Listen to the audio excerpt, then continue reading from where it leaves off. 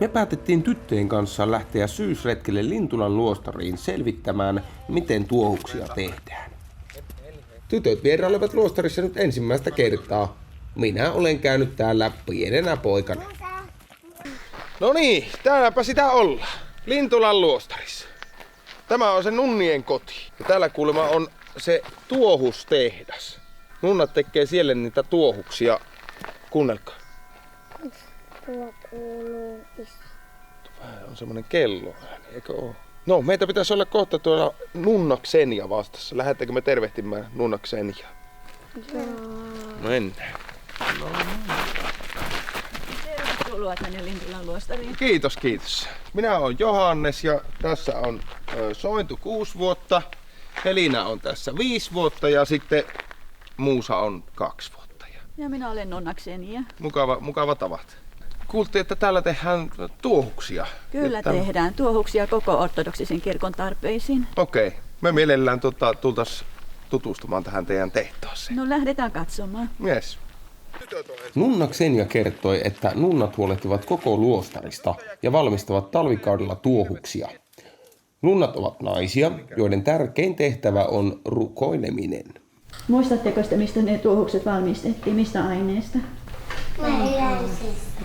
Mehiläisvahasta. Mehiläisvahasta, niin. Mehiläisvahasta. Niitä tehdään valkoisesta, semmoisesta valkastusta mehiläisvahasta ja sitten ihan luonnonvärisestä. Ja se luonnonvärinen on se semmoinen keltainen, kellanruskea. Poltettujen tuohusten pätkät viedään takaisin Lintulaan ja niistä tehdään taas uusia tuohuksia. Kaikki lähtee varmaankin tästä langasta nyt, näin minä olen ymmärtänyt. Puuvillalanka, sydänlanka, mikä siinä on, ja niitä on 2 kerältä tulee se lanka yhtä aikaa, että parina tuohukset valmistuu tuolta aina. Ja sitten se lähdetään pikkuhiljaa, se kuivatetaan se vaha siihen päälle aina. Ja se kiertää tuossa 2 rumun ympäri ja joka kierroksella tulee semmoinen vahakylpy. Ja sitten tuohus kuivahtaa ja kiertää rumun ympäri ja tulee taas se vahakylpy. Ja niin se vähän kerrasta on paksunen ja paksunen ja paksunen, niin että se on lopulta valmis. Miksi näissä sitten käytetään mehiläisvahaa? Mehiläisvahaa käytetään tuohusten tekemiseen, koska se on puhdas luonnontuote. Aivan. Eli tuohuksissa ei ole mitään eläinkunnan rasvoja eikä öljyteollisuuden rasvoja. Joo. Se on uusiutuva luonnontuote ja sellaisena se sopii niin kuin rukousuhriksi Jumalalle. Miksi kynttilöitä on niin paljon? No niitä tarvitaan, niitä lähetetään täältä kaikkiin Suomen ortodoksisiin kirkkoihin.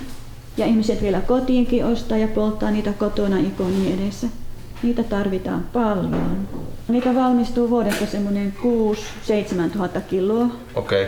Eli kappaleita voi sanoa suunnilleen 500 000 tuohusta vuodessa. No se on aikamoinen määrä. Aikamoinen määrä. On.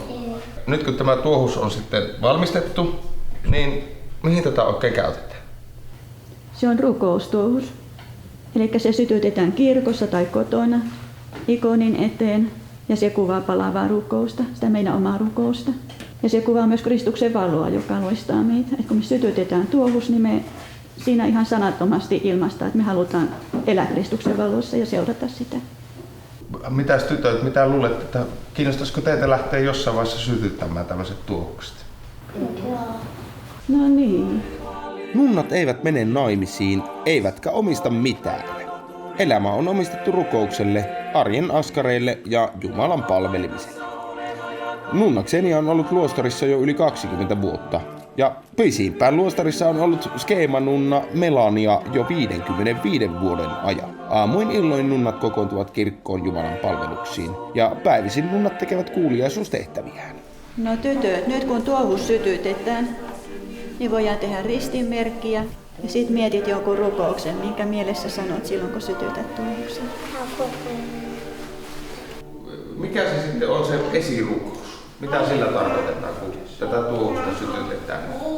Esirukous on rukous toisen ihmisen puolesta. Luostariin meille tulee paljon esirukouspyyntöjä ja joskus ihmiset sitten lähettää pienen rahasumman ja pyytävät ihan, että heidän puolesta sytytetään tuohuksia tänne luostarin kirkkoon. Aivan. Laudattaisiko me vaikka Nunna Xenialle nyt tässä, kajautettaisiko tämä monia vuosia yhdessä? Voi kun Nyt. Monia vuosia, armorikkaita vuosia, monia armorikkaita vuosia. Ja me kun ollaan ortodoksia, niin kaikkihan tehdään aina varmuuden vuoksi 3 kertaa. Eli 2 kertaa vielä jäljellä. Olipa kerrassaan mukava reissu. Tuntui virkistävältä rauhoittua hetkeksi kiireisen arjen keskellä. Lintulan luostari on kyllä kaunis paikka. Täytyy tulla käymään täällä uudestaan viimeistään kesällä, kun kesäkahvila on toiminnassa ja yrttitarha täydessä loistossa. Kuten nunna Xenia totesi, kaikki ovat luostariin tervetulleita taustasta huolimatta. Tuntuu mukavalta, että tuohuksia sytyttämällä voi samalla tukea luostarin toimintaa. No, se oli hieno. Kiitos paljon. Ja monia vuosia tytöillekin. Kiitos.